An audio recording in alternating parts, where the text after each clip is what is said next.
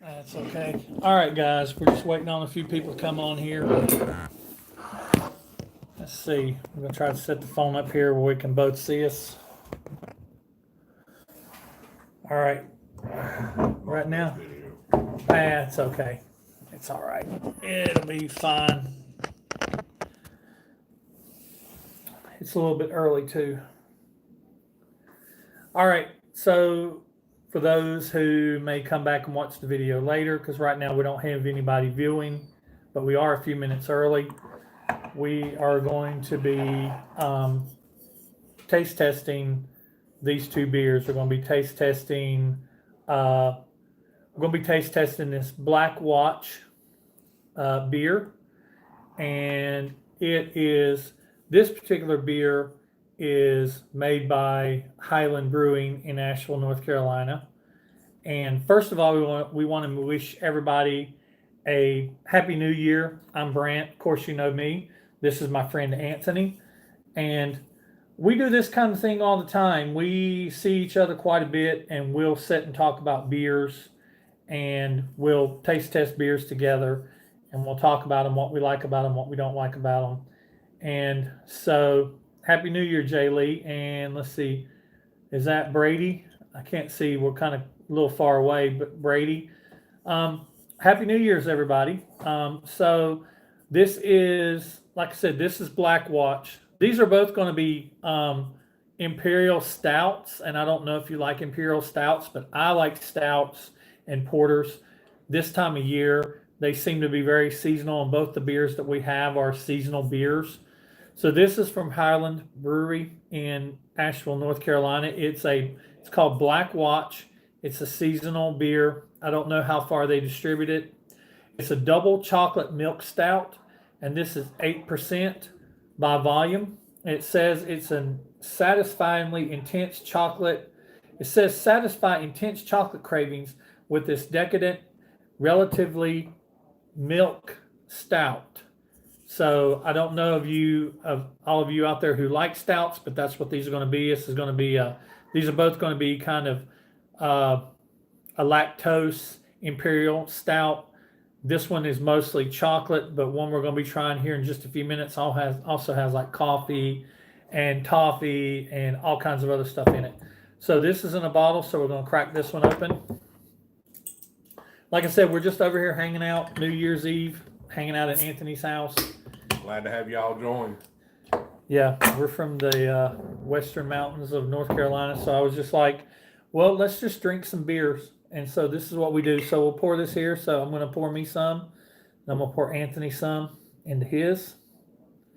And these are frosty mugs, but you can once the frost gets off of them, you'll see that this is a really dark. It's a really dark beer.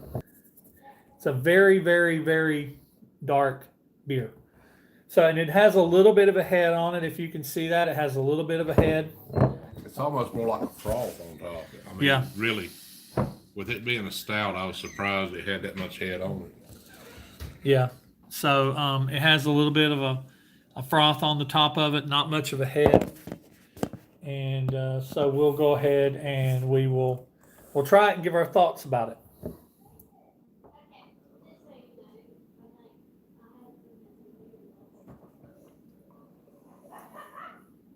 And this is not a very bitter beer. Stouts can sometimes be very bitter. They don't have the bitterness, the IBU rating on this, or the SRM rating on this one like they do on the other we're going to try in a minute. But it is not a very, it's not a very bitter beer. I'm going to put actually really smooth. Yeah. And this is what we're, it's actually really smooth, and you can definitely taste the chocolate. The chocolate is definitely a factor. I love it. So if you're a chocolate lover, you will love it. And like Brent said, it's not a bitter beer. It's just got an easy follow. It's a really, I would call it sweet because I like the taste. Yeah, it's sweet. It's not sweet, but for a beer, you can definitely taste the chocolate in it. Like I said, for those of you who are joining on just now, this is from Highland Brewing in Asheville, North Carolina. Asheville is kind of almost like the brewing capital of the East Coast. There's close to 100 breweries in Asheville. And this is a double chocolate milk stout, 8% alcohol.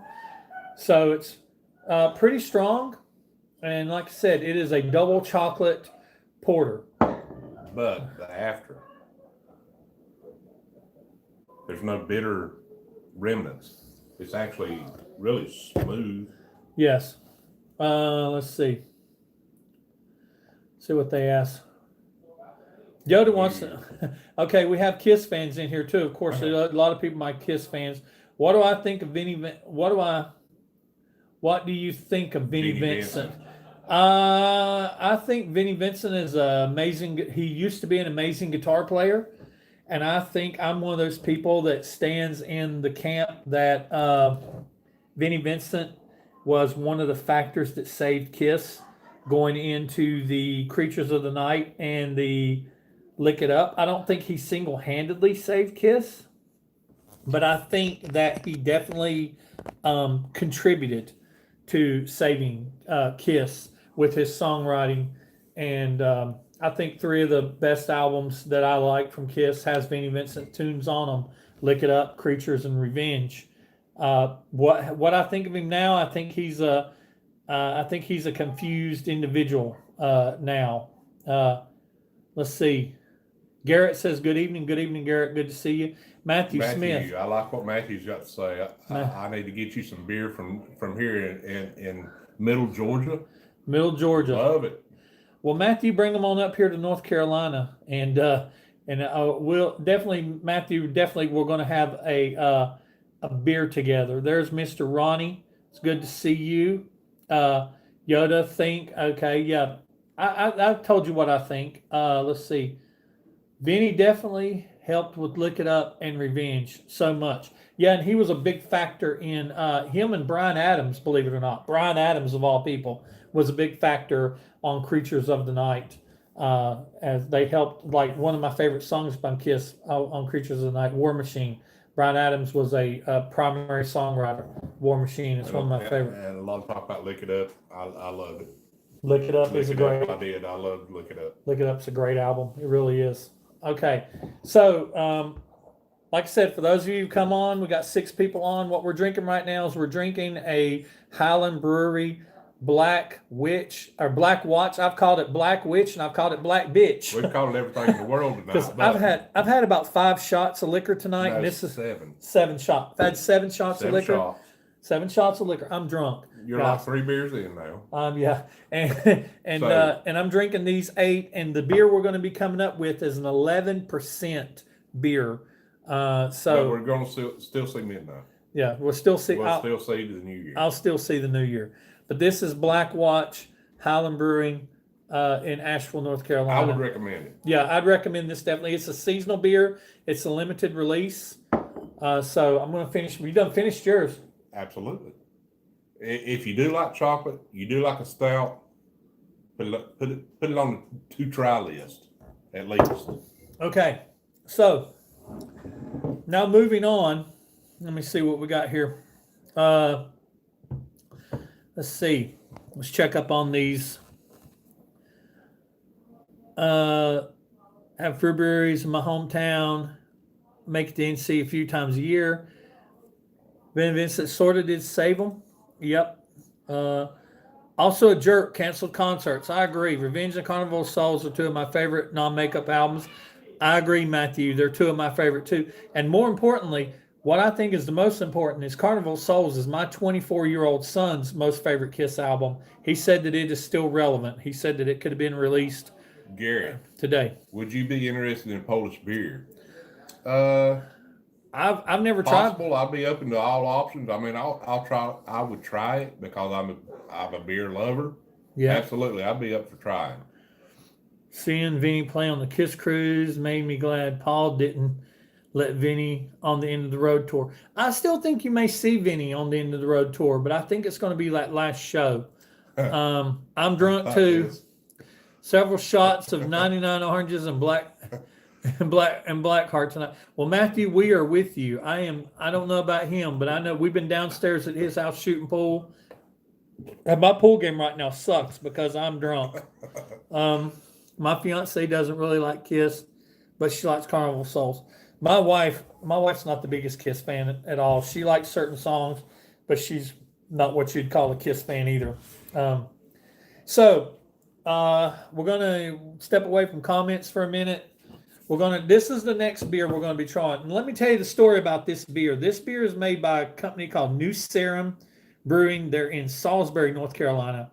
And this is a limited release. They didn't make very much of this at all. And this was a very limited release, and I could not find it. So I called the brewery, and the brewery's about an hour and a half away from me. So I almost drove down to get it. But they said that they were distributing it in my area. So I called the brewery, and they pointed me to the distributor. So I called the distributor. The distributor pointed me to a beer cellar in my town called Brown Mountain Bottle Works, and he hadn't even heard of it. So he ordered it for me, and I got 2 4-packs. Each 4-pack costs about $20. So this is about a $5, but it's $5 beer, but it's a tall can. It's made by New Serum Brewing. It's called Augustus Gloop, and it is a salted caramel imperial pastry stout brewed with lactose, caramel, coffee, chocolate, and Hawaiian red sea salt. It is, for those of you beer nerds, it's 11% alcohol by volume, and it has this is a pint, and it has an international bitterness unit of 30, so it's not very bitter, and it has a SRM, which is how dark it is, of 70, which this shit blocks out light. It will block out the sun. If you pour this, we've poured this and held this up to the light, and it blocks out the light. So this is some dark crap. So it's a can, so we're gonna pop it open and we're gonna try it. No. Can you show how it pours in the glass? Yeah, I'm gonna try to show you how this pours in the glass here. So you can get an idea. Yeah. Wow, look. It pours in. It is dark. Pepsi Cola is not that dark. And it's dark, and it has like hardly no head on it whatsoever. It just is barely just a little bit of froth to it. It's dark. If we hold this up to the light, you see that it basically blocks the light out. It's that dark.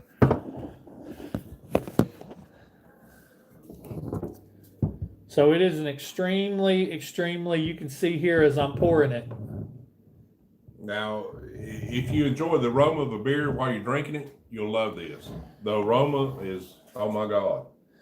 This, you definitely taste the caramel, you taste the coffee, it was brewed with over 300 pounds of coffee, 300 pounds of chocolate, 300 pounds of salted toffee and caramel, and Hawaiian red sea salt. And the first time we drank this is not the first time we drank it. The first time we drank it, Anthony kept trying to figure out what it was that was coming in on the tail end of it. And we both figured out it was the red sea salt. It had to be the sea salt. It's Hawaiian red sea salt. And like I said, this is an extremely limited release called Augustus Gloop from New Serum Brewing. So we're going to try this. And I just love drinking. This is not bitter at all. It is so smooth. And actually, it's one of those, as it gets closer to room temperature, it actually is still good. It's not one of those stouts that as it gets close to room temperature, it gets kind of bitter. This does not get bitter at all. The bitterness rating is so low on this. It just stays smooth. Let's do a New Year's cheer with this. Yes. Happy New Year. Happy New Year, everybody. We wish everybody, all of my viewers, all you guys who have watched my videos the last year, I wish each and one of you a happy new year. The videos that I've got coming for you guys in the new year are going to be phenomenal. The production value is going to be That's Anthony's ringtone. Sorry, guys. The production value is going to be stepped up, and the videos may slow down a little bit to 1 to 2 videos a week, but the production value is going to go up. I've got a lot of really cool ideas that I'm going to be doing. We are going to continue the panel. I've had a lot of people ask me how far the panel has spoken is going to go, and I'll tell you, people that's watching right now on the live stream, the panel is actually going to go. I'm getting ready to film Love Gun with a special guest and Rick. And then we're going to do the 4 solo albums. And then we're going to do Dynasty. And we're just going to keep on going all the way up through all the studio Kiss albums. We're not really going to do any of the live albums, but we're going to continue all the way up. So if you're one of those fans that you're a 80s Kiss fan, you know, with Asylum, Hot in the Shade, Animalized, Lick It Up, Creatures, Crazy Nights, Revenge, Carnival of Souls. We're going to do all of those. We're going to go through all of those so you guys can participate on those panels as much. We're going to continue to have special guests. Matthew here that's commenting, he was a special guest in the last video we just did. And I like that guy so much, Matthew. I'm liking Matthew already. you make me want to try this beer, okay? I like Matthew so much that I'm going to try to find Matthew some more videos to be in with me because I really enjoyed. Who was it doing the Captains and Coke a while ago? Thumbs up. Who did Captain and Coke? There you go. Jay Lee. Yeah. Jay Lee. Shout out. Love some Captain and Coke. The Ritz on Fire is probably one of my favorite albums. I can mainly mix Kiss songs on my playlist though. And, oh yeah, the beer is dark. It is really dark. Like Brent said on the when he poured it in the glass, it actually blocks the light out. Yeah, this if you pour the glass out, it block the sun out. I mean, yeah. It's really dark. Yeah. But don't let that hold you away from trying it. This beer, it is not bitter, but it is packed full of flavor. It is everything it said that was you would taste. You taste it. You kind of taste it all at once. You taste at the same time. You taste the one of the first things I taste is the caramel, and then about midway through it, you really start tasting the coffee and the chocolate, and then on the end of it, the coffee is that stout taste. It's that. If there is anything bitter about this beer, I would say it's what the coffee brings. Brings to it. But I'm a coffee connoisseur. I love coffee, so. And stronger the blacker the better. So I love strong coffee. I like my beer like I like my women, black and bitter. Okay, you went there, I didn't, but I like it too. But this and this right here, this is 11%, guys. 11% alcohol. So this is one of those that will it is very full bodied and it is very full alcohol. Very, very, very much. It's really full of alcohol, that's for sure. I'm all for more videos. You tell me when and I'll do it. Matthew, I like that attitude. Brant, did you see the new Coventry video that was uploaded last week? I did. And I've got some comments on that, but I think I'm going to save them for a video. But I really enjoyed seeing that. I always enjoy seeing new Kiss footage. And it makes me wonder, where the hell has this footage been for the last 50 years, 40-something years? It always makes me wonder. And see, I have a theory. I won't say I'm a conspiracist, but I have a theory about why all this stuff is starting to leak from Kiss that is kind of starting to come in. And I think it has something to do with the final tour or the final show in July of 2021. And the 6 months that's going to lead up to it. If you notice, Paul and Gene have both been showing a lot of their collection. And I think that a lot of this stuff is just going to kind of play into all of that leading up to that show. I may be wrong. I may be a drunk idiot. I don't know. No, you're not a drunk idiot. I saw the final tour when it began in 2000. So, yeah, it's been on that. They've been on the final. They've been on the final tour for years. For 20 years. 20 I saw years. when it started in 2000. So I've got the T-shirt to prove it. I was there. I was talking to you about the other day that I wish that when Kiss was done with the reunion tour and then the farewell tour, I wish they would have took the makeup off and went back to what they was doing I with agree. Revenge and with Carnival while Souls. they were all there. They were starting to see, they were during the Revenge and the Carnival Souls. Yeah, they may not have been filling up stadiums and filling up arenas at that time, but it wasn't because they wasn't making good music. It's because music was doing something different. But if you look back at their photos and you look back at their videos and you listen to that music, like I said, my son who's 24 is listening to music that came out 20 years ago, and my son is like 20, 25 years ago. My son's like, this music is still relevant. This music could still come out today. It loves absolutely can. It can still play today just like it did back then. Yeah, so we loved it then, and we love it now. Yeah, and like I say, we saw the farewell tour when it started in 2000. Yeah. So, and they're still going. Still going. I mean, it's played 20 more years after they said they were going on farewell. The end of the road. So yeah, let's keep it going. I agree with that. Let's see. Happy New Year, Tom S. Happy New Year to you, man. Happy New Year. Cheers to all you guys. If you're drinking a beer or if you're drinking your whiskey or whatever you're drinking, raise your glasses, guys. This is to you. This is Happy New Year. And like I said, I'm kind of hanging out at a friend's house tonight, taking a break from making videos, taking a break from just life and work. And, you guys have to realize that in addition to trying to put out 2 to 3 videos a week, that I also work a job 40 to 60 hours a week. And it's very demanding. It's very, it takes a lot of time to make and shoot and edit videos and do the panel stuff and stuff like that. But I enjoy doing it because I get to interact with awesome people like you guys. I'm one of those Kiss nerds. I can talk Kiss pretty much all the time. I'm known by a lot of people in my area where I work and also stuff as the Kiss guy. But I'm passionate about the band just as each of you are. I'm passionate about them.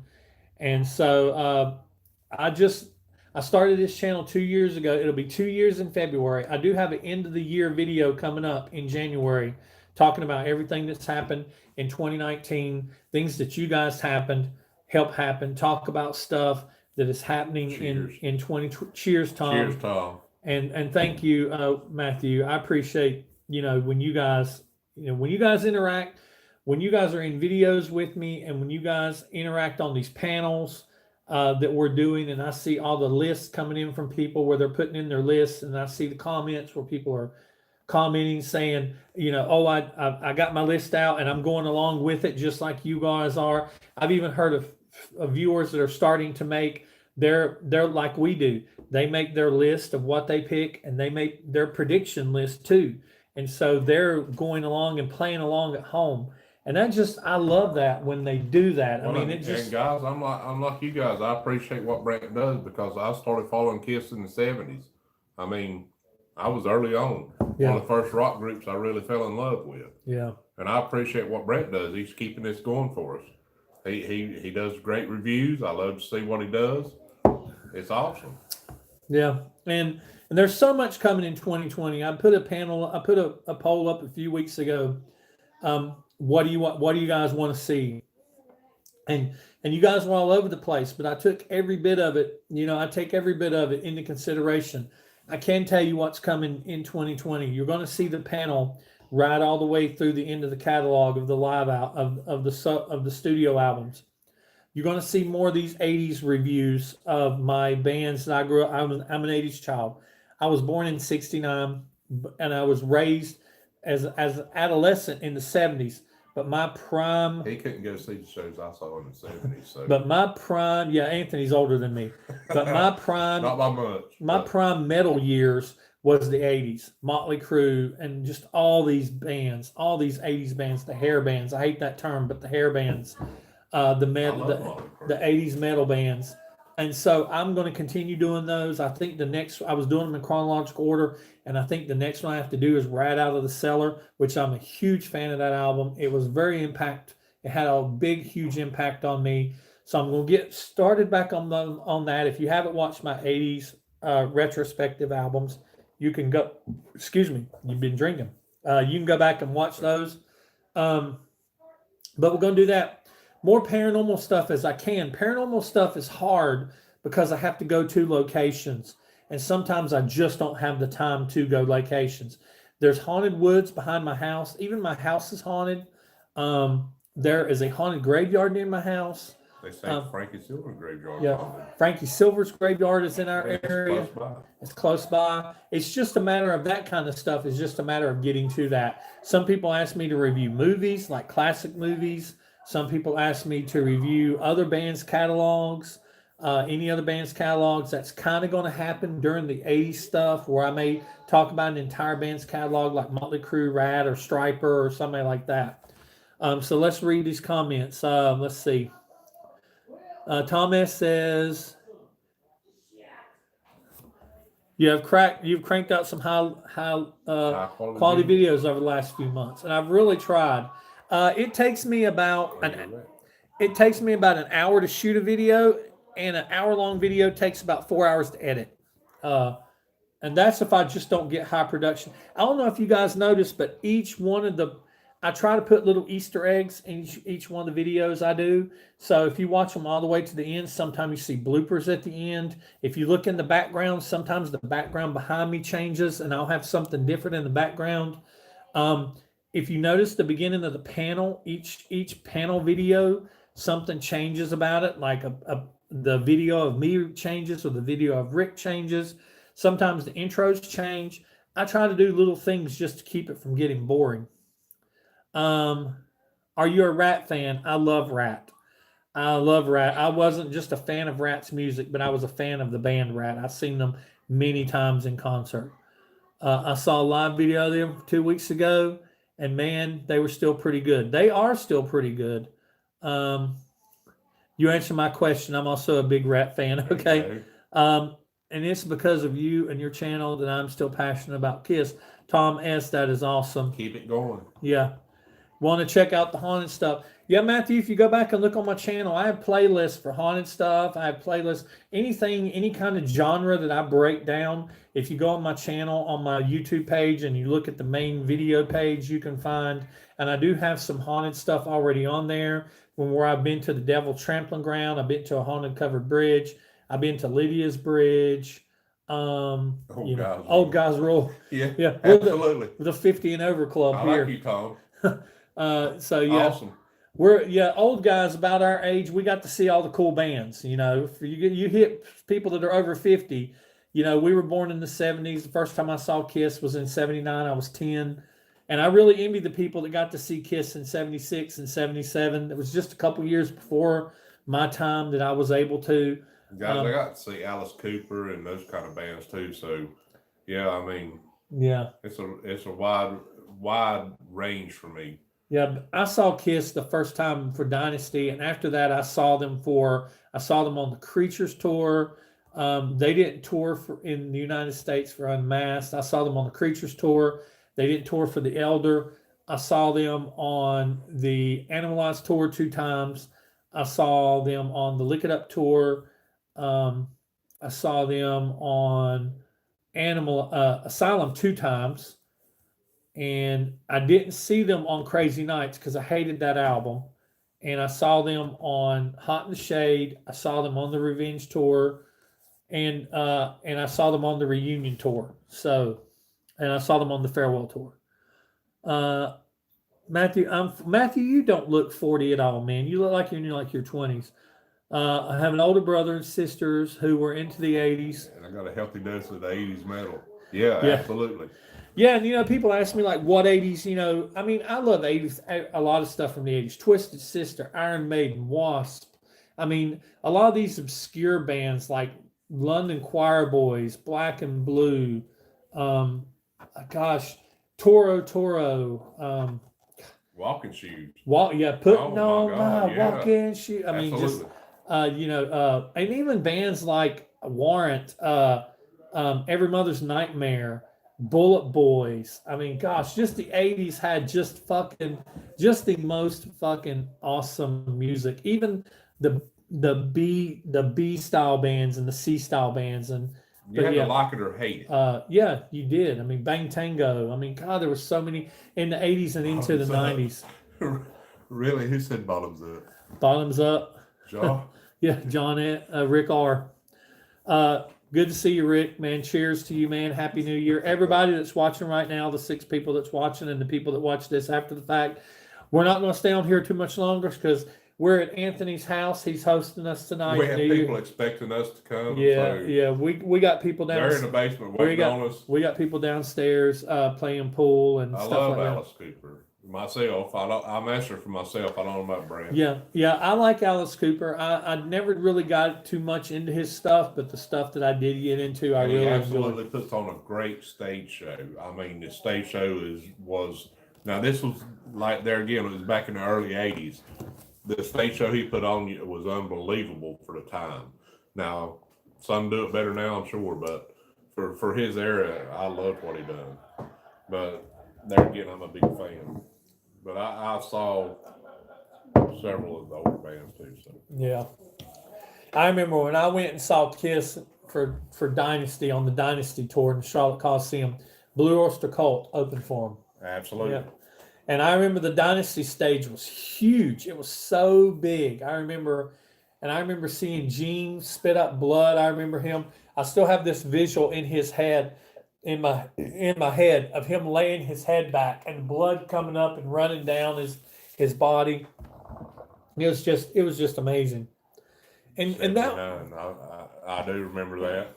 It was back and those of you who have always lived in post-internet days, or you came along being a Kiss fan after they had taken the makeup off.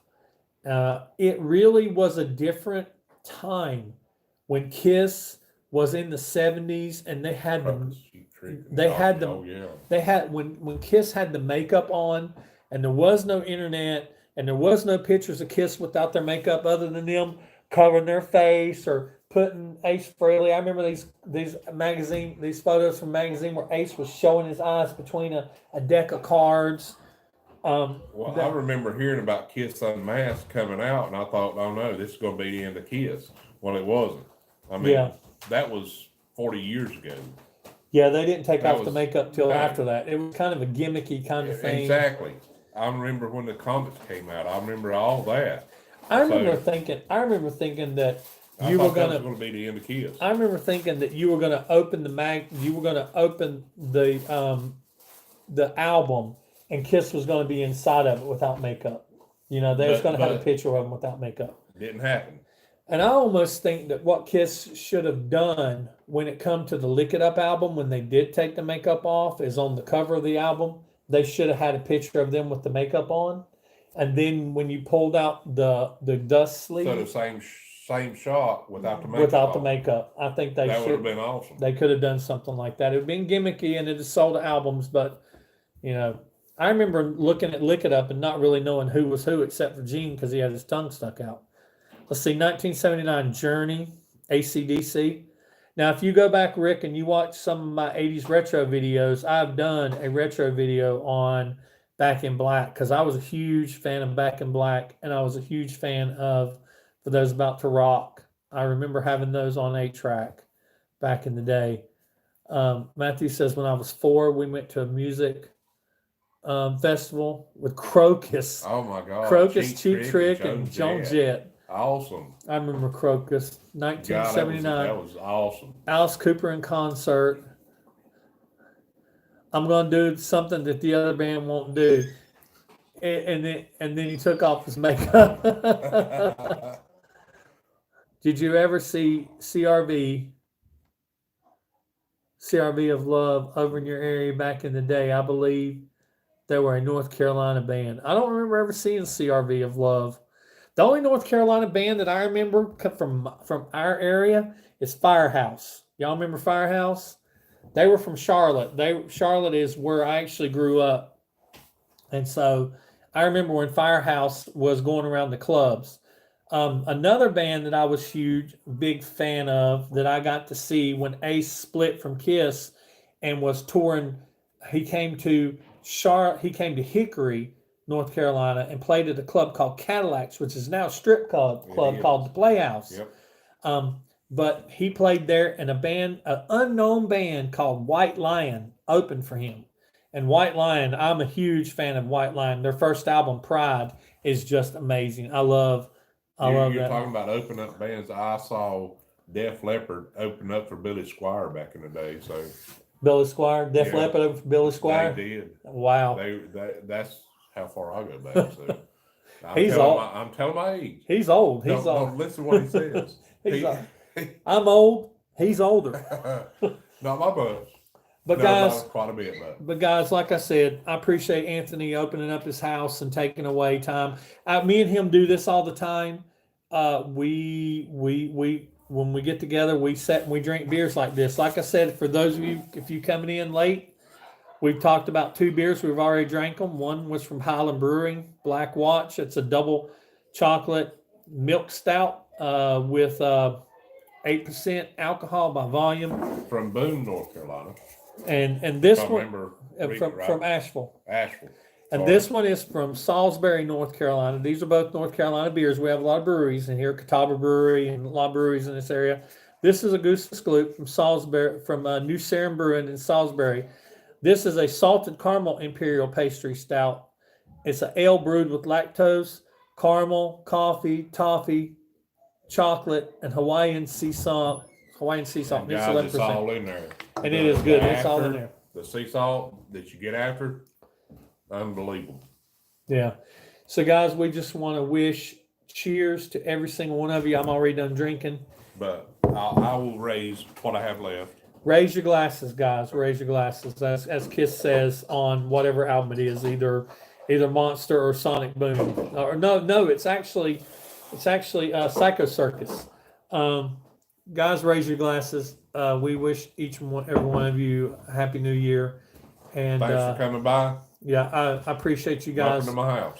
Yeah, the humble person and my wife's laughing at me off camera because she knows I'm about 4 sheets to the wind.